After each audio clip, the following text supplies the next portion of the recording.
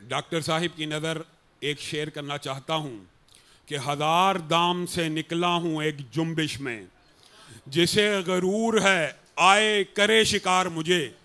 Doctor Zakir Naik حافظہ اللہ نے اپنی ابلاغی اور تبلیغی صلاحیتوں کو اس خوبصورت انداز میں اپنایا کہ آپ جانتے ہیں ڈاکٹر صاحب کی اردو میں کچھ رکاوٹ ہوتی ہے، اور ڈاکٹر صاحب نے اس دورے میں ہمیں یہ بھی بتایا کہ وہ در حقیقت ان کی زبان میں لکنت ہوا کرتی تھی، لیکن آج ان کی جو پوزیشن ہے وہ یہ ہے، حفیظ اہل زبان کب مانتے تھے، بڑے زوروں سے منوایا گیا ہوں۔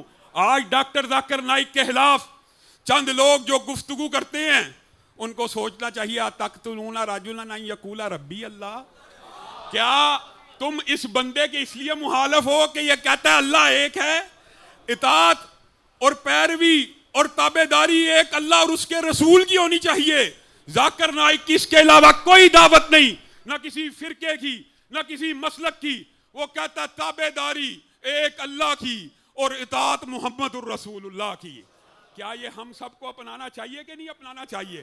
اور دکھ اور افسوس ہوتا ہے ڈاکٹر صاحب کمنٹ کرتے ہیں، بعض لوگ ٹرولنگ شروع کر دیتے ہیں، کل للمؤمنین، اور اللہ نے کل للمؤمنات کا الگ کا، یغضوا من ابصارہم اور یغضضن من ابصارہن کا الگ الگ سیگا بولا۔ ڈاکٹر صاحب نے کیا قصور کر دیا؟ سچ بولا۔ یہ ڈاکٹر صاحب کا فتویٰ ہے کہ مومن گھر سے نکلے تو نظریں جھکا کے نکلے، عورت گھر سے نکلے تو اس کا پروٹوکول ہے حجاب اور لباس میں نکلے۔ یہ ڈاکٹر صاحب کا فتویٰ ہے کہ اللہ کا حکم ہے؟ بتائیے۔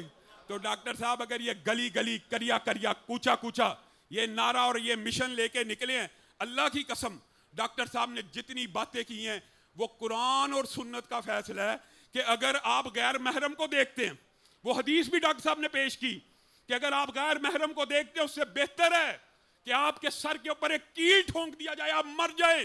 لا تقربوا الزنا کا حکم ہے۔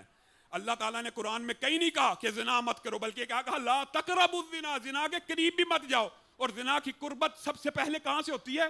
نگاہوں سے، آنکھوں سے ہوتی ہے۔ نگاہ وہ تیر ہے جس کو چھوڑا جائے تو گھائل اگلا ہونے کی بجائے بندہ خود ہو جاتا ہے۔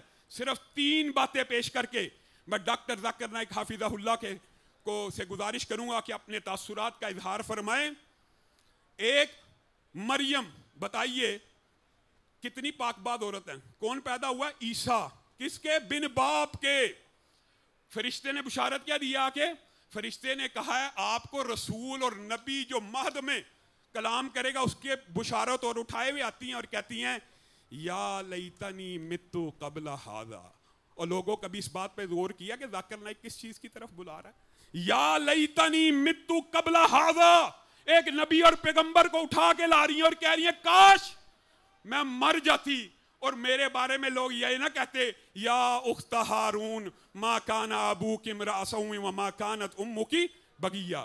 نکاح آج جو تقریب ہے خالد بھائی کے بیٹے کی اور ہمارے مجیب بھائی کی بیٹی کی نکاح کی، انشاءاللہ یہاں پہ تقریب بھی ہوگی۔